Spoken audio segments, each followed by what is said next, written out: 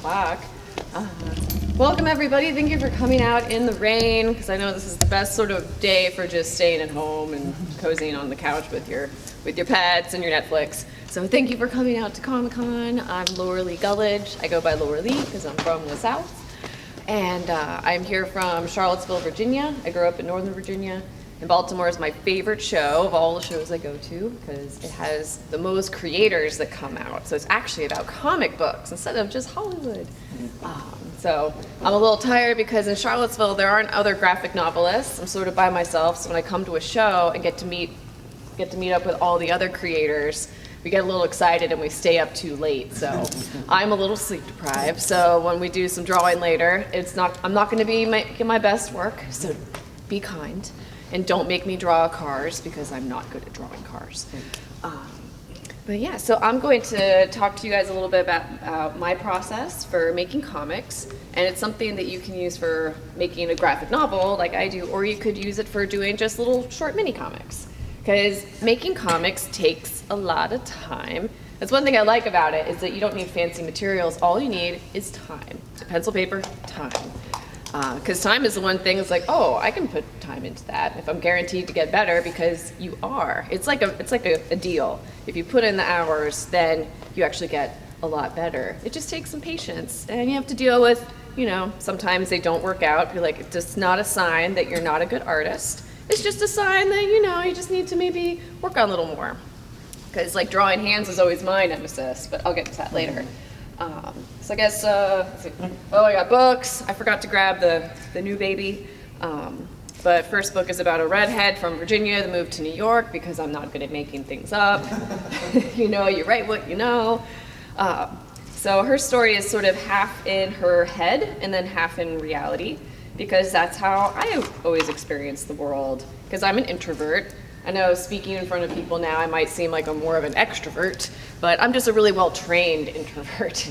Because I learned that you come out of your shell when you are talking about what you're passionate about. So if you ask me to talk about sports, then I will just clam up because my heart is not into sports.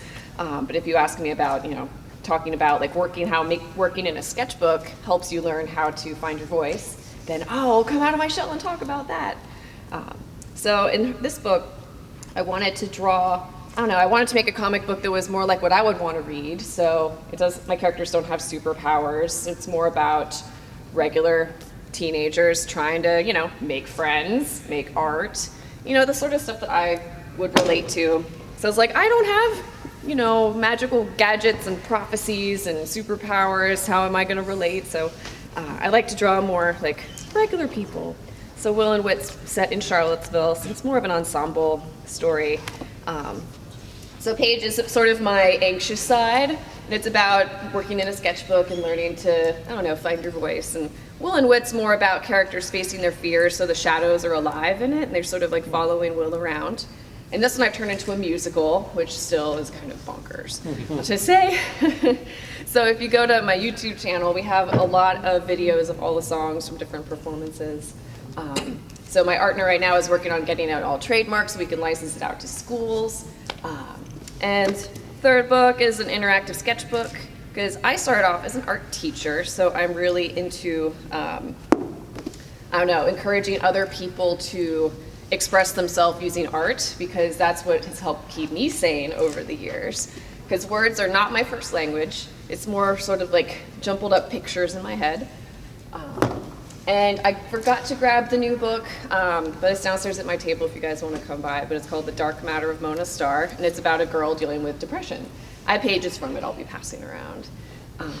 So that's sort of the work that I do. And I also I've been getting into comics journalism. So I've actually been partnering with the Kennedy Center the past couple years on making a comic book about their big art summit. This is a new one which I'm excited about, because I like to play with layouts, because I hate lots of boxes. I don't like the comics with box, box, box, box, box. I like to imagine the panels as sort of, does this have to be in the shape of a box, or do you even need a box? Because generally people read, at least in Western world, from top left corner to bottom right. So I like to experiment with how you lay out a page so it's a little, it's not just the boring, I get bored easily. So I like to switch it up. Okay, so that's a little bit about me and my work. So I'm going to walk you guys through sort of how I first got started was working in sketchbooks. Does anyone here have a sketchbook? Work in a sketchbook? Ah, excellent. It's a good receptacle. I always think of it as sort of the pensive in Harry Potter universe. So when my head gets very loud, because there's a lot of things happening in there, the sketchbook is a place I can sort of dump everything out in.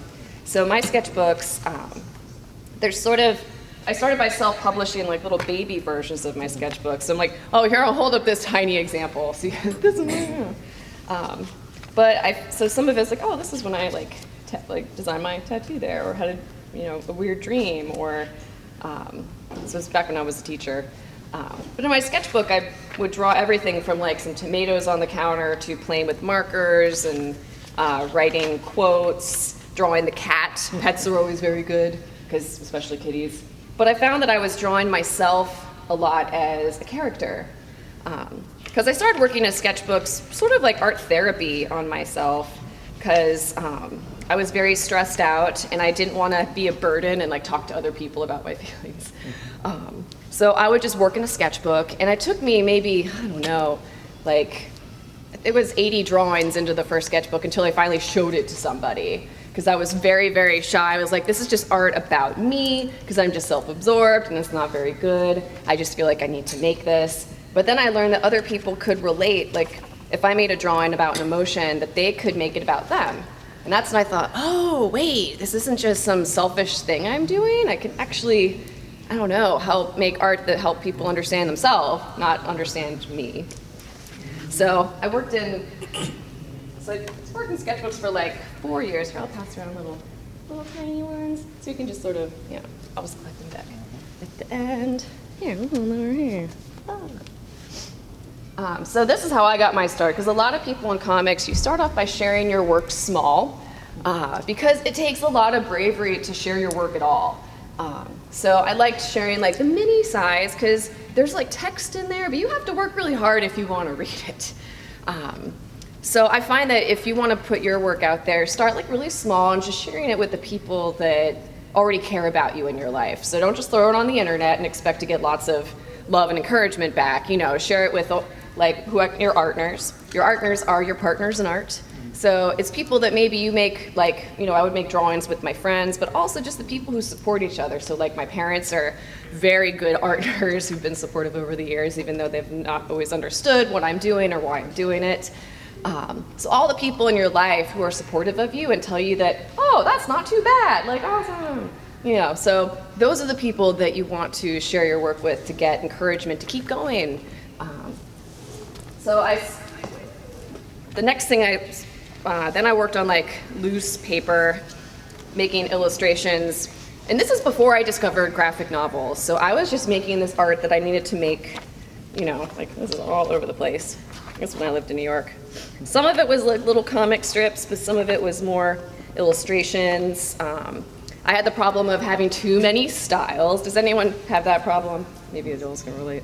You're like, you do too many different things. You have to pick like one thing and like perfect it. And I was like, I don't want to do that. I just want to play. So actually this one ended up in like page by page. This was the sort of stuff that I was making while living in Virginia. Here, I'll pass it on, please. I know I printed a little bit bigger when I was like, okay, we're going to go a little bit bigger and be a little more confident. So this is the sort of stuff I was doing in Charlottesville, Virginia. I was like, I don't know what I'm good for because I don't fit in anywhere. And that's when people said, if you're really serious about like getting into books, you should like go to New York. So I went to New York, and someone immediately handed me a graphic novel. And it blew my mind because I thought comics was all manga and superheroes. I was like, wait, there's people telling like their own personal stories in comics? Because I didn't realize that all those illustrations I made are actually scenes from stories. Because I don't think in order. My ideas are more like pew, pew, pew, pew, pew, all happening at once, and it doesn't make any sense. Which is why I actually use, so now I'm gonna walk you guys through like my process for making books, because it actually starts with those sketchbooks. So in my studio, I have like 5 giant cork boards under my desk. I've been mocked, like, oh, do you need another cork board? I'm like, I do. I want a whole room of cork board. you know, and it'll look like a crazy conspiracy theory wall with all like the yarn and everything. Like, that's what I want. But I don't have that now, so I just have 5 giant cork boards.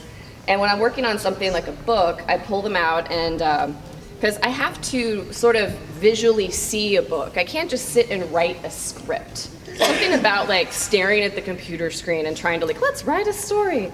Like, the words are like Teflon in the back of my head. They just slide off. So I start with, when it comes to writing, I always start with the pictures. So these are actually like little like printouts of drawings that I've done, because I have, I don't know, like 1,500 drawings I made in my 10,000 hours. I call it the art no one cares about, because it's the art that I made just for myself, and I put up on like MySpace back in the day to date myself, before the internet ate it. So all those things that you draw in your sketchbook, you can use them later. So like if I think about, okay, my character is anxious, in my head there's a file cabinet of all the drawings I've done about feeling anxious. So I just like flip in there and put like, oh, this is the one. Yeah, she's walking on cracking ice. That's the one. And so I compare this to stringing beads on a necklace, because I'll sort of, so for Mona's story, which is what this is from, I was like, okay, her story is about emotional highs and lows, because she sort of is depressed, but it's about her getting better and making friends. So I pulled out all the drawings I'd already done that I felt like were part of her story. And then I moved, you know, I see how they want to organize themselves. And so I'll like put them up on these boards and then like take them down and put them up and take them down and sort of shake out like what her story is. So this is like a little bit later what the boards look like. So I'll start with like some things that I've already drawn, but then I do like other little sketches and put in more of like what my agent would say what actually happens in your story. So I'm kind of weird in that I start with the emotional story first, and then I figure out, okay, what's the plot that's actually, this is like the armature, and then this is like the veneer on top. So because I'm a visual learner, like if you like to draw, you're probably also a visual learner. So I have to like see it. I can't just like type.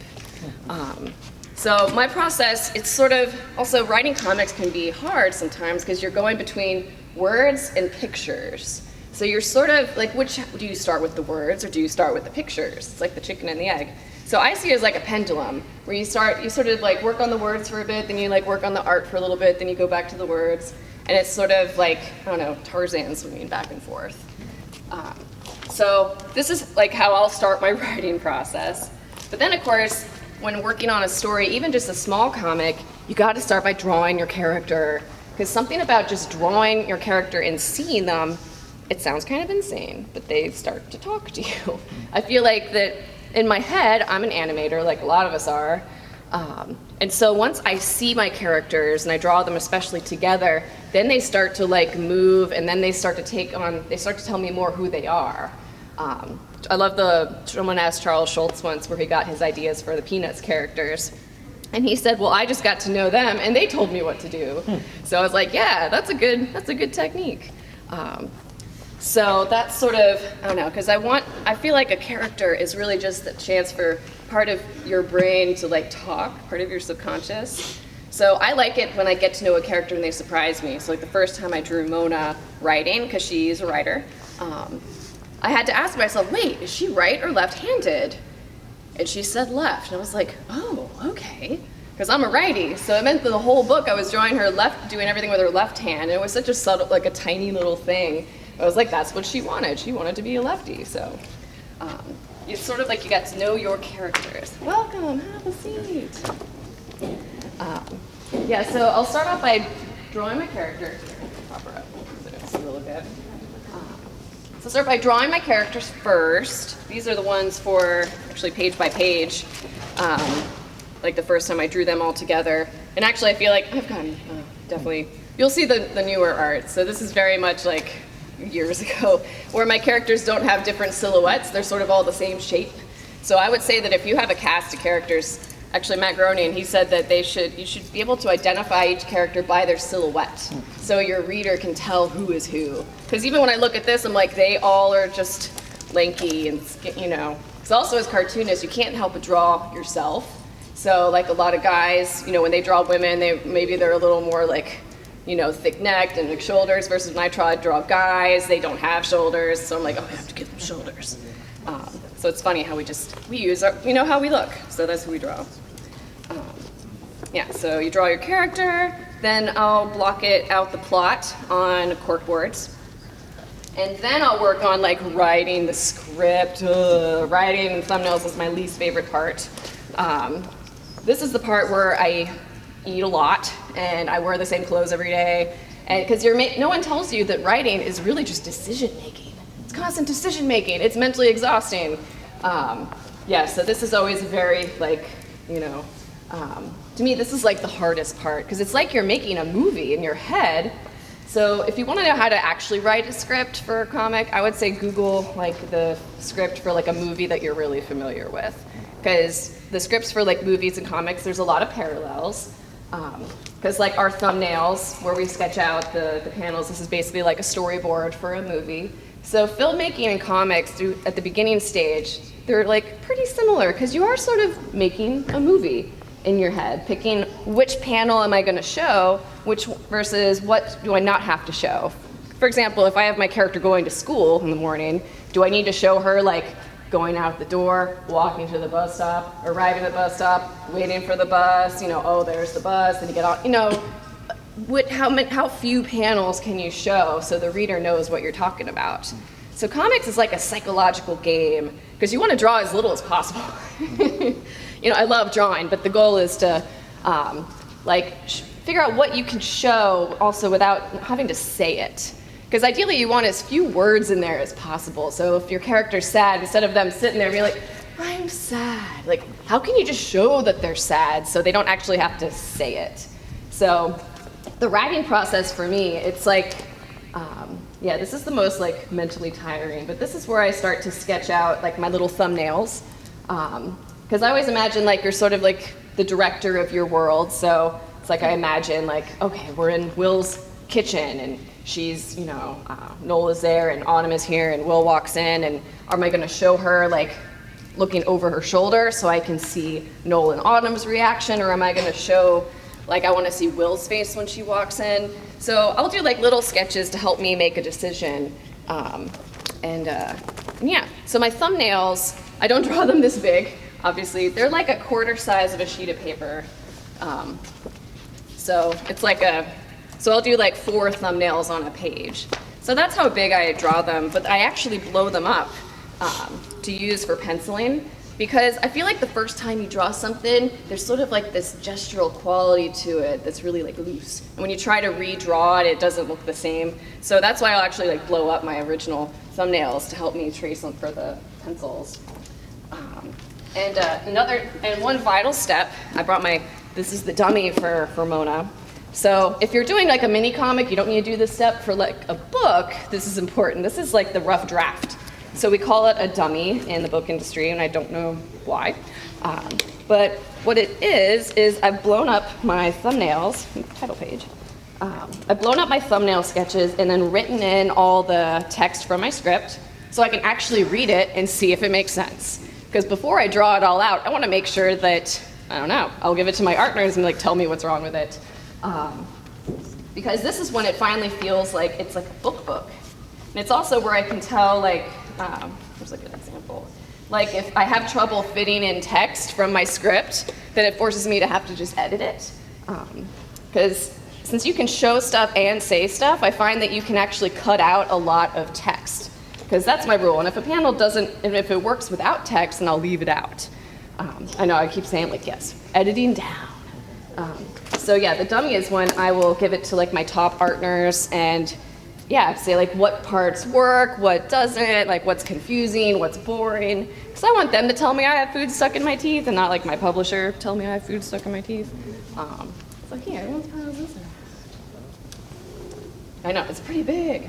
So I make all decisions before I start drawing. I know, when a lot of people are like, do you just start drawing a book and you figure it out? And I wish it was, but you sort of have to come up with a plan before you can just start drawing. Because also you don't want to have to like, if you change something later, then you have to go in and redraw it. And I don't like to redraw things. So I make all the decisions before we start drawing. And so I'm going to pass around some original comic book pages. So first I'm going to do the older ones, and I'll pass out the new ones, and so hopefully the new ones will look really good in comparison. So these will have one half from Page by Page and one from Will and Wit. Yeah, they're pretty big. And I like to draw, what's one with good one with ink washes? Yes, this is a good one. This one looks nice. Yeah, for these I drew on Bristol board paper. And let's see, materials-wise, the first book I used India ink washes, but new book I used watercolor graphite, which I'll talk about a little bit later. Actually, I'll talk about it now. Materials-wise, yeah, my new obsession, it's this watercolor graphite, and it's in a little tin. And let's see if I can, one of these, I think this, yeah, this is one, I'm not strong, I got it like stuck on there. But it's a solid form of graphite on the inside, like the graphite from the inside of a pencil, but you can paint with it. And so it's really fast. And unlike India ink, you can sort of reactivate a layer that you've already done. So if you want to make like a smoother like shading, you can sort of just add some water and like make it all smooth and nice. And I like to use the water brushes. I don't use them because like I like to use you can squeeze the water and water will come out. I like them more just because they're thick, because the really tiny brushes, like I don't know, my hands are messed up. Like all cartoonists, we got like neck problems and like wrist problems. Yeah, my pointer finger, it like bends in. Like this is what your 10,000 hours looks like. And also it has a cap, so that makes it fun so I can like take it to a show. So that's what I use for my shading now, and I'll use gouache, which is a white, it's an opaque watercolor. So this is what I use as like my whiteout. And if I want to paint like white lines on black ink. And then, let's see, I use blue pencils. I generally will sketch everything out with the super, super non-photo blue, which is so pale that you can't even see it practically. But that's nice because then I can like use it to like block out where my character's going to go and you don't really see it. And then I'll use the light blue pencil for actually, drawing, like sketching them out. But I like them because they don't smudge as much as graphite. I don't know if anyone has the problem of like you get the graphite on the side of your hand and suddenly it's on your face and it's everywhere. So yeah, I find that the blue is more, more forgiving. And also just something about using the blue, it makes me feel like I'm building a world, like I'm an architect. Because I feel like with art, you're always like tricking yourself into thinking that you can do it. Especially if you're drawing something that is in your head and doesn't actually exist. So something about using the blue makes me feel like, I don't know, it makes it help me get into that different frame of mind. And I use like I just use micron pens. I know I should use like the nibs and stuff, but I'm just, lazy. So I have a .08 and a 1. So those are pretty much all the things I used for the new book, because I like to keep it as simple as possible. Because I feel like that you shouldn't have to have like the fancy tablets and programs to make comics. You just need, I don't know, a few basic materials. So I'm going to pass these around.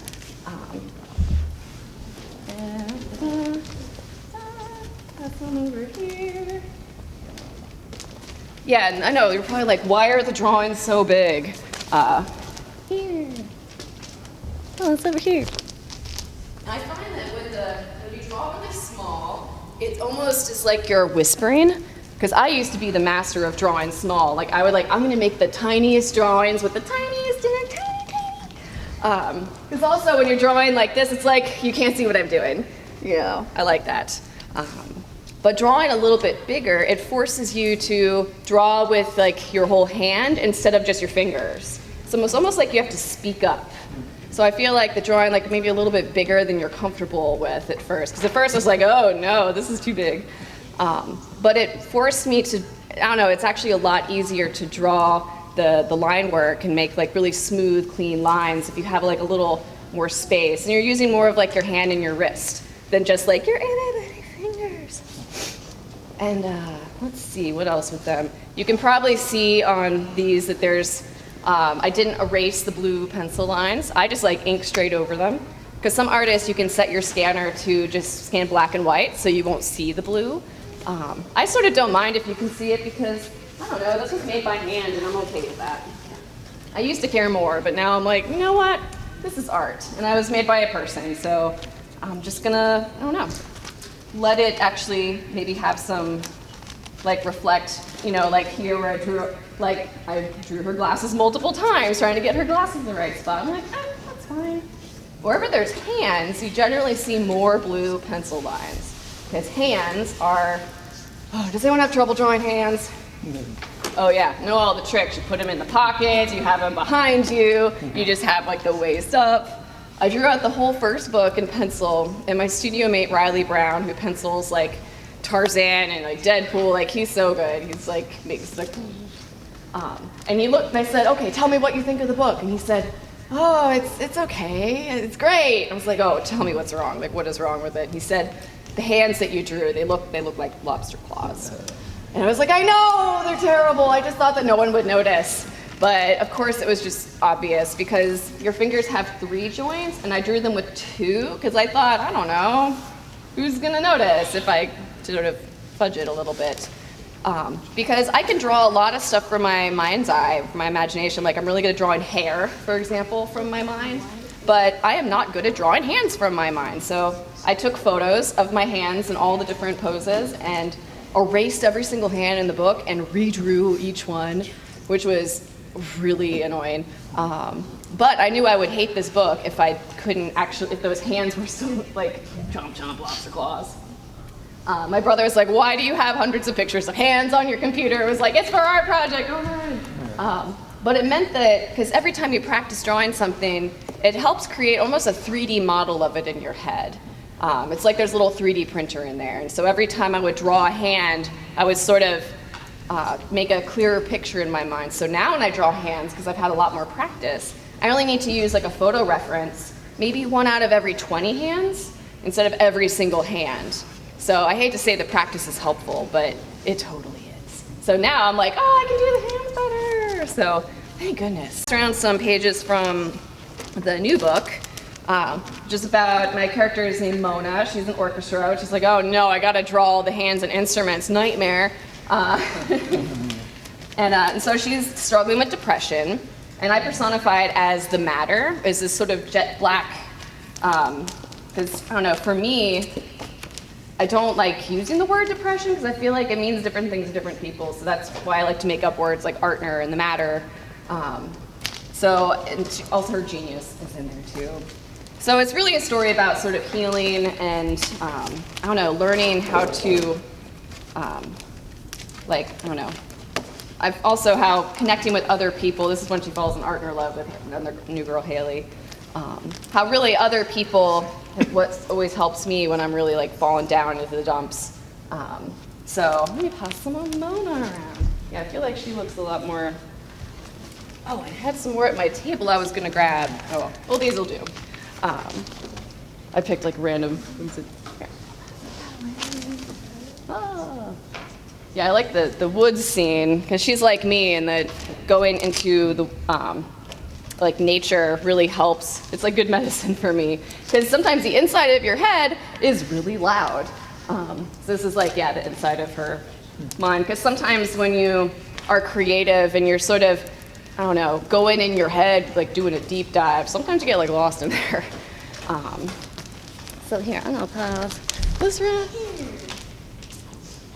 Yeah, I have some more pages at my table, and I have the advanced reader copy if you want to peek. It comes out in April.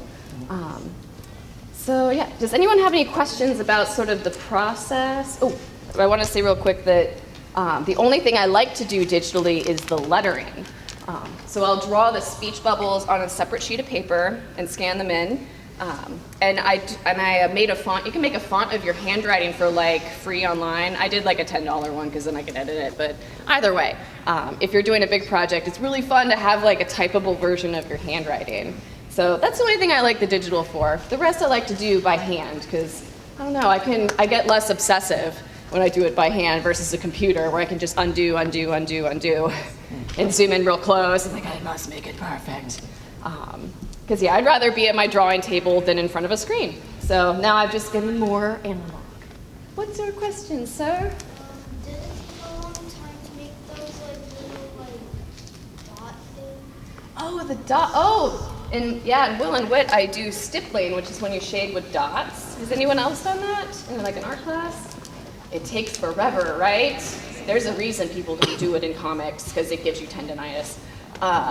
Yeah, it takes a while. I used to do it a lot in high school because I would draw illustrations for the school newspaper, and so stippling was something that I could like do in class, you know, like on the side of like my like. And it does take a while, which is why I didn't do it in the new book. But I like to always try something new. So, you know, you try it out and you're like, it looks cool. It looks sort of like static, which was good for the stuff that was in her head. But yeah, I learned my lesson to not do that as much. And now I do physical therapy when I work on a book. So my wrist stays strong so I can actually still, even though it's not popping now, it's pretty good. But sometimes it's like pop, pop. But I would say time-wise, it takes writing. I'll think about a book for like a year before I even get started on it. Just as, you know, and I won't even like, maybe talk to other people, but I'll just sort of think like, is this a terrible idea? And then I'll start to work on writing it, and it'll be sort of on and off for a year. I'll maybe work on it for like a week, and then put it away for a month, and then work on it for a couple of weeks, and then put it away, and then, so it's this back and forth. It's very frustrating. I wish you could just like put on the laser eyes and like in the montage in movies where you see the writer go up and they put on the scarf and they're like, and suddenly they have a giant pile of paper. I'm like, how do they do that? So I find with writing, I work on it and then like I need some distance and then I'll come back and I can see it fresh. But then drawing, it'll be like 9 to 10 months solid draw. So I compare it to like a weird book pregnancy. So it's like 10 months of I'm cranky and I'm moody and I have weird food cravings and I'm like, why am I doing this? And I'm like getting to know this character who I like love, but they keep surprising me. And then I'm like, why am I just consuming my life? What? And then at the end it's like, oh, book baby, that's beautiful. And then I put them out in the world and I go make friends. So yeah. So I'd say the inking is probably my favorite part, which was at the end, unfortunately. But it's like the reward later on, because then you sort of have a coloring book you get to. Any other questions about like the process or life? Yes, sir. Is this mostly India ink that you're using on these? Yeah, the first two books I used India ink. The new one I used a watercolor graphite. And I feel like it has a similar look to India ink, but it's, I don't know, I find it's just a lot faster and forgiving, and you can like erase into it, which is helpful if you need to. But yeah, it's similar. My only criticism of the watercolor graphite is that it smudges, so I just bought, I just got lots of plastic sleeves, so problem solved. So I can't use it in my sketchbook, because if you use it in the sketchbook, then it's just a smudgy mess. Did you have a question? You had one page with the solid black. Did you spot that with the India ink or the graphite?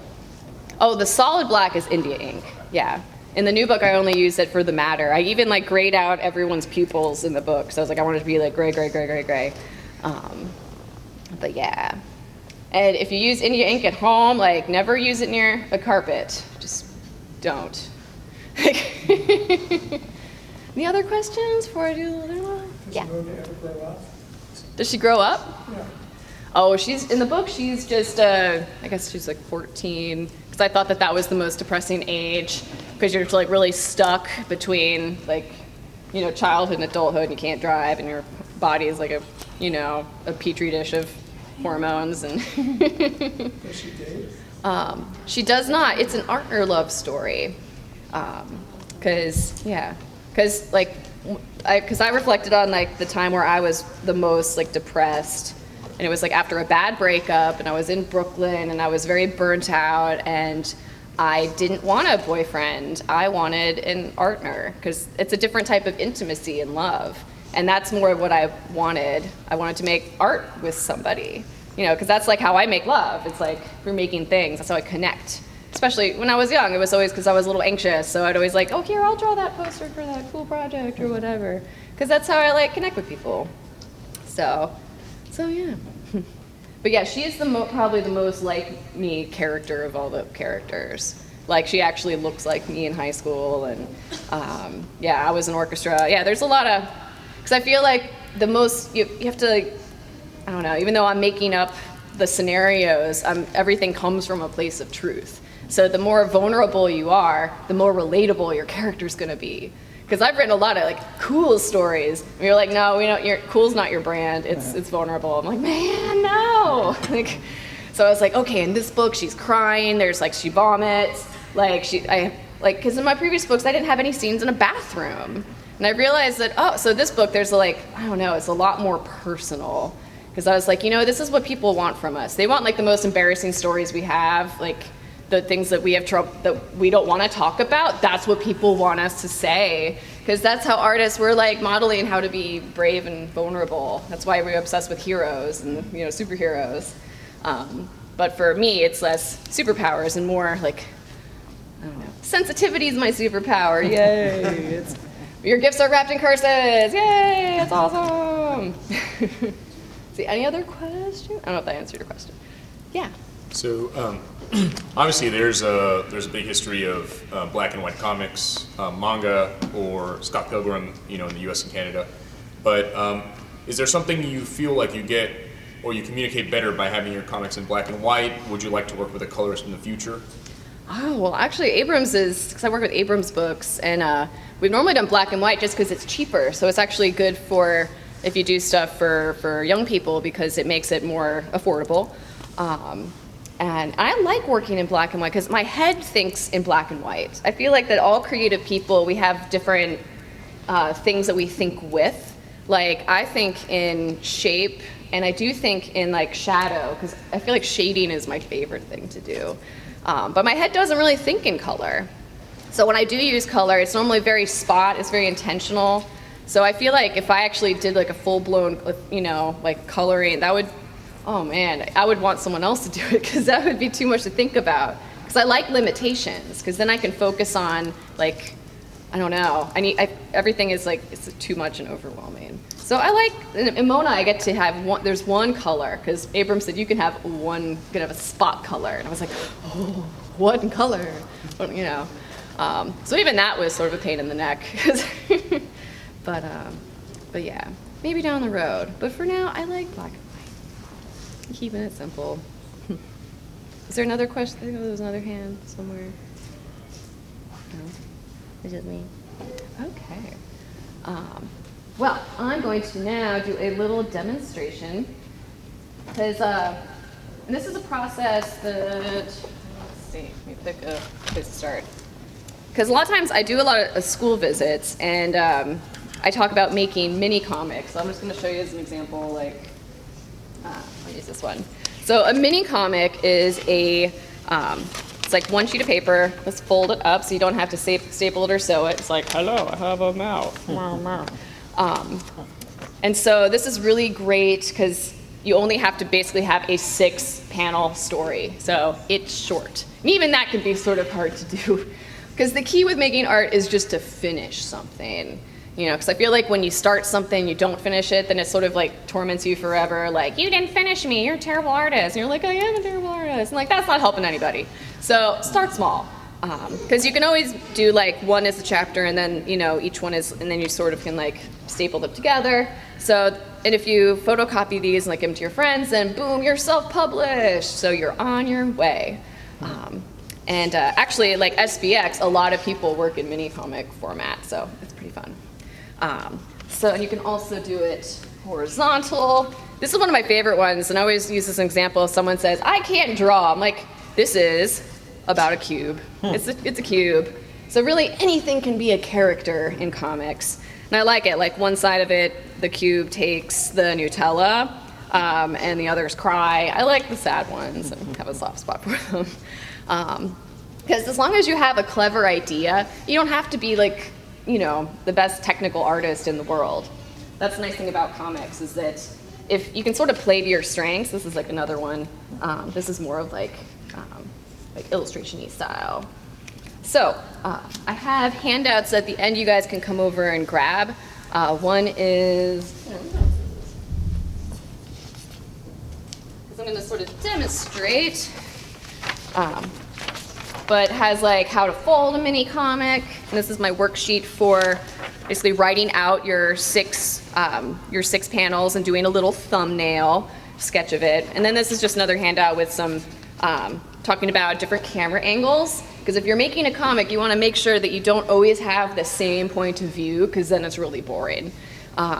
So I find that it's good to, like, if you look at your thumbnail sketches, and if they're all look the same, then maybe just switch it up. Like, oh, well, which one could I maybe show closer up versus far away? I find that normally the close-ups are for like an emotional reaction, or maybe someone is like thinking about something.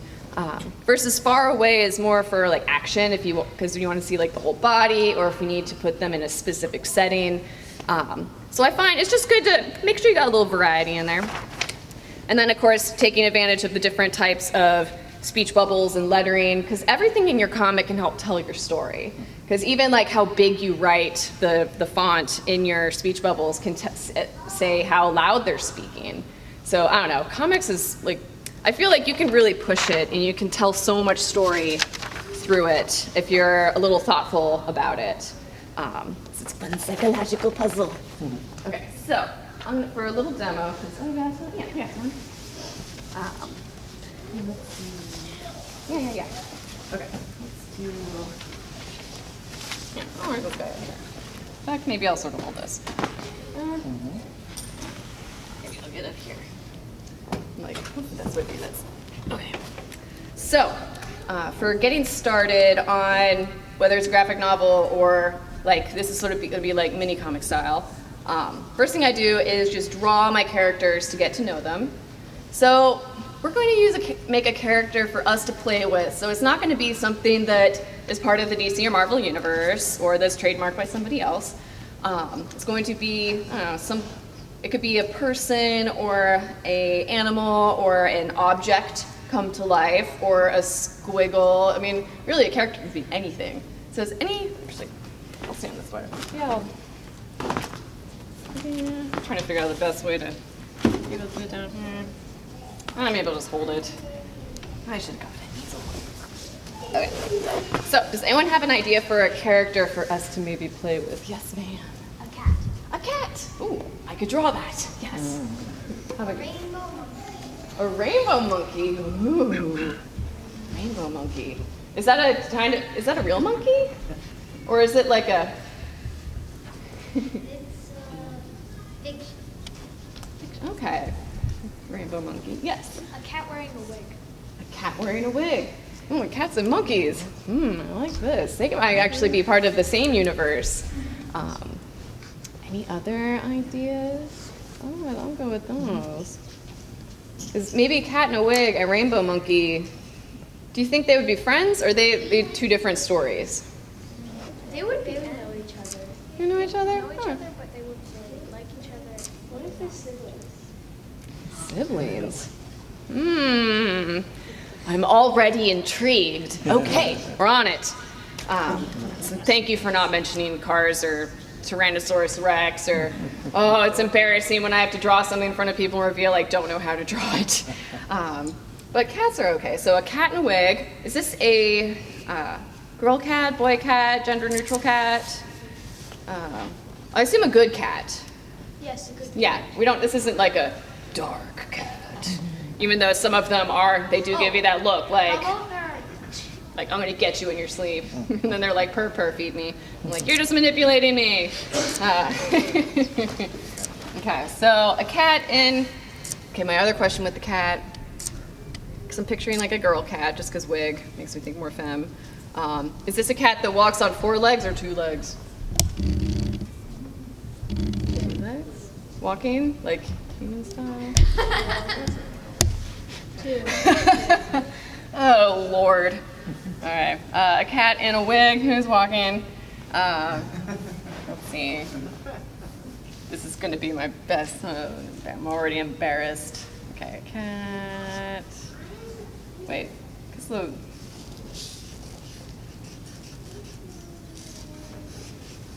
don't know what sort of wig this is. Sort of looking like a mullet.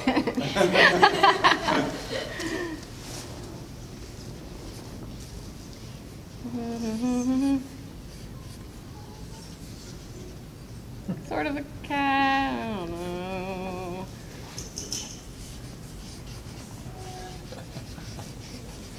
Sort of an 80s rock mullet? I don't know what's happening. I don't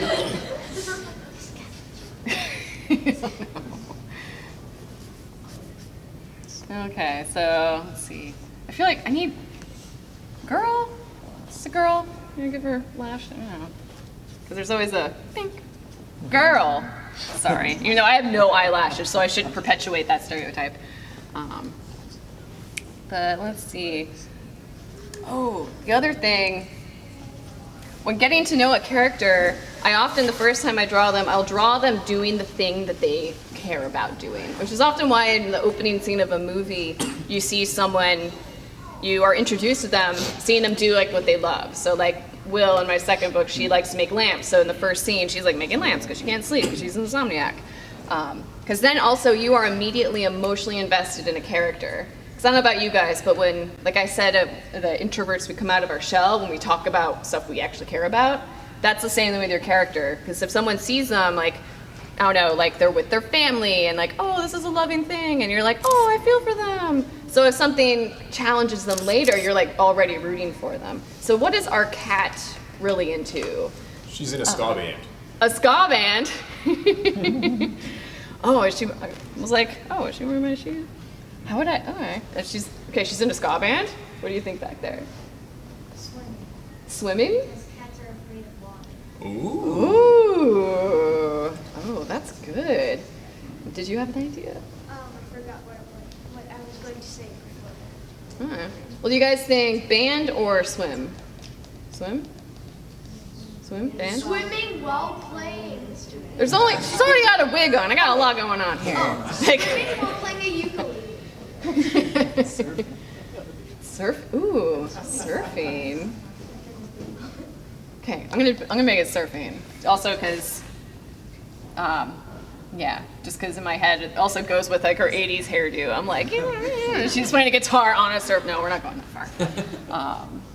So let's see. I guess I'm gonna draw a little paw.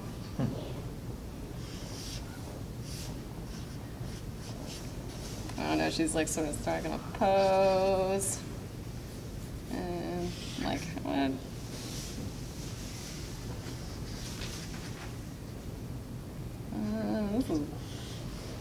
I don't know, it's easier if you pencil first. She's like,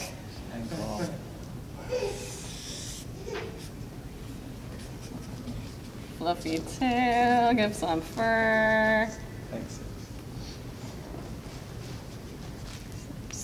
I'm like confused by her. Okay, so surfboard on a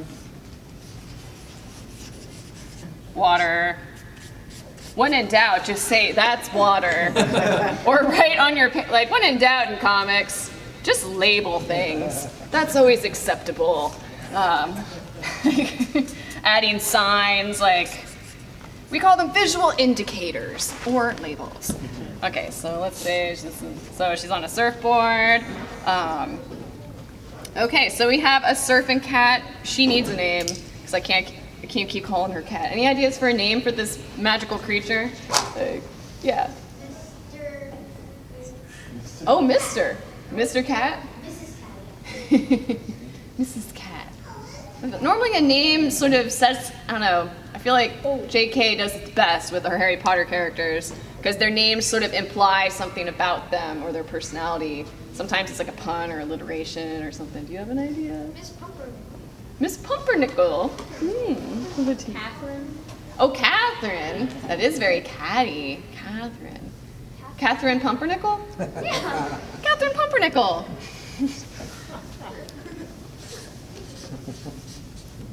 Cath. I'm like, oh no, I don't know how to spell Catherine. Catherine Pumpernickel. Oh, I don't know how to spell Pumpernickel either. Oh man. Sound it out. Pumpernickel. It's okay, it's a name. Yeah. Yeah, whatever. No. That's how you spell it. German version. It's like, it's her, we'll figure it out. So Catherine Pumpernickel, the surfing cat, is our main character. So, normally your character is not walking around by themselves, talking to themselves in their world, because that'd be kind of boring. So there's normally other characters in their world. So when I'm first getting to know my character, normally I need to identify, I don't know, like maybe just even one other person in their life, maybe a helper, or a family member. I mean, it could be like an enemy nemesis type situation too, but someone else in their world. Sometimes it's a sidekick. But yeah, did we want to do the rainbow monkey? Is the rainbow monkey maybe also like part of her world? Yeah. Okay. Is rainbow monkey also, I assume, a friend? Because that sounds like a nice. They're not like out together. Like, oh, that rainbow monkey is trying to sabotage me. That just doesn't make sense. So maybe, are they also a surfer, or are they more like a supporter, like on the sidelines? Also a surfer? Yeah. Maybe they surf on a rainbow. Oh, Ah! Yeah, because writing, it's like, what I'm doing is like I'm just asking a bunch of questions. Because that's really how I get to know my characters, is I'll just ask them questions. Be like, yeah, are they this, or are they that? And like, So a lot of times I'm getting to know a character, I'll like make a playlist for them. Like, what music do they like? And I don't know, it's like getting to know, like, because I want them to tell me who they are. Okay, so I'm going to draw a rainbow. Rastafari. Okay, so we got a hat. They're into the fashionable headgear. Yeah. Okay, man. So rainbow monkey. I have no idea what that's gonna look like. See, now I'm pulling in my head my mental picture of a monkey, because there's no shame for using photo reference. So I feel like normally I would look up a picture of a monkey to help me draw, but this is an example, so it's gonna be worse. we have those little handheld monkeys they've got at the National Zoo. Like, in my head, it's like one of those sock monkeys. Like, like that, I don't know. Like, do they have the little? It's like, and he's got the hat, right? Yeah. Unless he's got dreads. He's got dreads. I don't know. I'll just go big. Looks like a mushroom hat. And it's gonna be, he's gonna be doing maybe like. Oh, nice.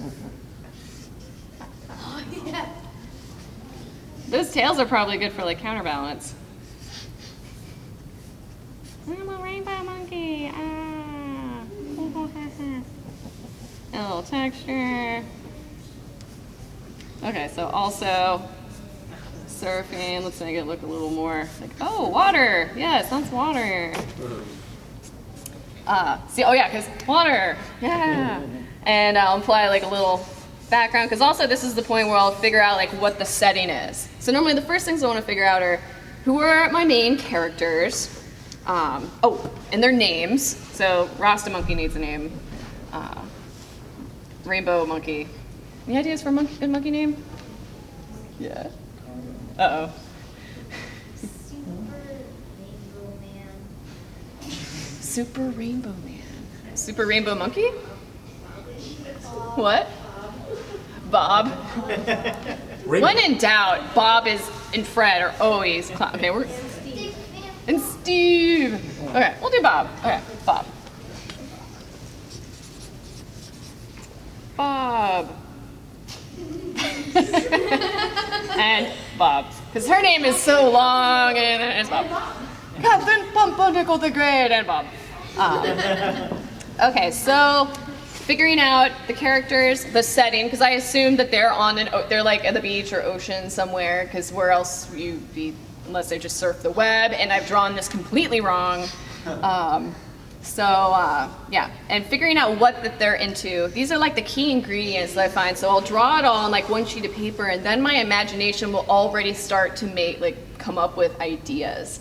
Because like I said, if you're a visual learner, the key to unlocking the ideas is start drawing something, and then I find that what sort of pings off ideas. So like what's something specific like that Catherine wants with surfing? Is it just to like be out on the water forever? Is there like a competition? Is she trying to get like a surfboard? Like what's something that could be like a driving force for her? What do you think? I could be wrong, but I think because of her name, she was from a proper family in England and wanted to escape that far simpler life, surfing in some tropical climate. So maybe she went to where Bob is from. So So maybe they're like, they'll draw like a little island, maybe in the distance. There's like some palm trees. You got about 4 minutes. Okay. And sun. Alright. So normally this is what I sort of will call, it's sort of like a mood board. So this is how I'll start an idea. And I don't have time to, what I would do next is like block out like a 6-panel story. So I'll just touch base on it real quick before we wrap up. Because when doing even a 6-panel story, normally the first one you write is what we call the opening shot. So that's, well, not the opening, the establishing shot. Because this is where you establish where and who is in your story. Because if you start off immediately like zoomed in on the corner somewhere, then like where am I, what's going on, I'm immediately confused and I don't care about what this story's about. So you probably would start off with, you know, showing like Catherine, like maybe this would be the story of her going to this island, or maybe it's she's already there. So it can be hard sometimes to pick which angle you want to come in onto your story.